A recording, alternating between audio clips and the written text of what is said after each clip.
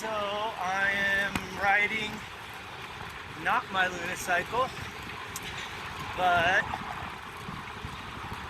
my trail bike that's kind of a piece of junk, but gets me where I need to go. So, to catch everybody up, at some point with the Luna-Cycle, I started to lose assist. It was kind of like if you were in assist level 3, it acted like you were in assist level 1, right? Which is, you know, the motor will work a little bit when you start from a stop, but that's about all the help it'll give you.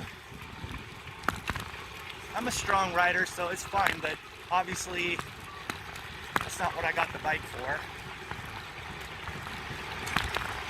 The other thing that was happening is there's kind of a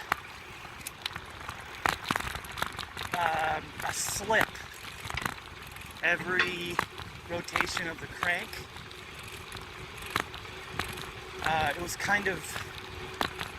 It was almost a subtle thing, but it was very consistent. It didn't really seem to affect performance though. So I consulted with my local bike shop. It was very helpful. And they said, well, you should contact Luna.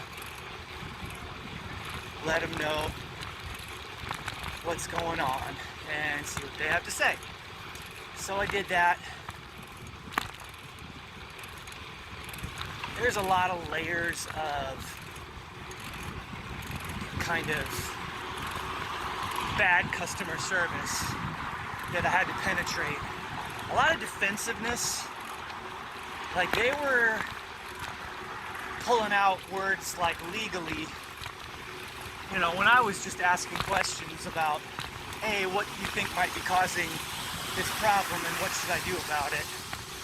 They're throwing around words like, you know, legally responsible, which, you know, I've been doing customer service for years, and I found that fairly upsetting. I would never say something like that. Certainly not at that stage of the game. So, eventually, I did get through to an actual tech, and he was much more knowledgeable.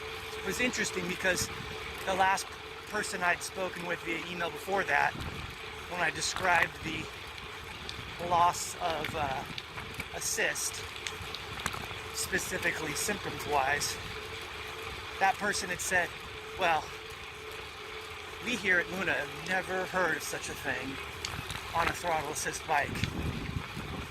And then, when they basically forwarded me over to an actual tech, and I told them the same thing, they're like, oh yeah, probably the throttle sensor. So, somebody there had heard about it. Anyways, there was a lot of troubleshooting back and forth. It took a few weeks just to kind of figure out what was going to happen next. You know, he had me run the walk function on the motor to determine whether the motor was still functioning. It was.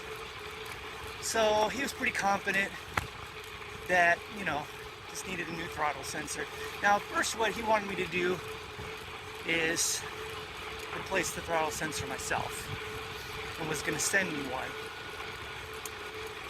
But in the course of the discussions, I mentioned the slipping issue, and so we did some troubleshooting with that. And he's like, well, you know, that could be the motor clutch.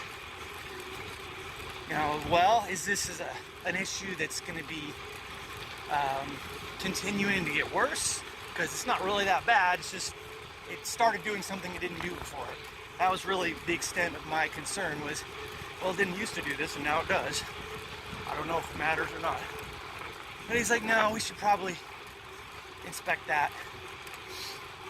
And that's inside the motor. So we're gonna need to, you know, have you send it to us so we can inspect it, because you're not gonna be able to do that yourself. Okay. So he sent me the instructions, which I think are online, that you could all look at if you wanted to, about how to take the motor out. And I looked at that. There's several tools I didn't have. And, you know, I'm a pretty busy guy. I work long hours every day. I have a long commute. I have a young son at home. So I decided to take it down to my bike shop. Say, hey, can you guys take this out? Yeah, no problem. They're e-bike guys. They work on this stuff all the time. It took them about 2 weeks to get that motor out, because apparently it's a lot more complicated than they make it look. And they had to communicate directly with Luna. They had to buy special tools, all kinds of stuff. So that was another delay. Finally, they got that out. I took the motor in my backpack on another bicycle over to the UPS store and shipped it out. I think it cost me, I don't know, $35, something like that, to ship it. Still don't know what the bike shop's going to charge me for labor, because they were going to wait until they reinstalled the motor.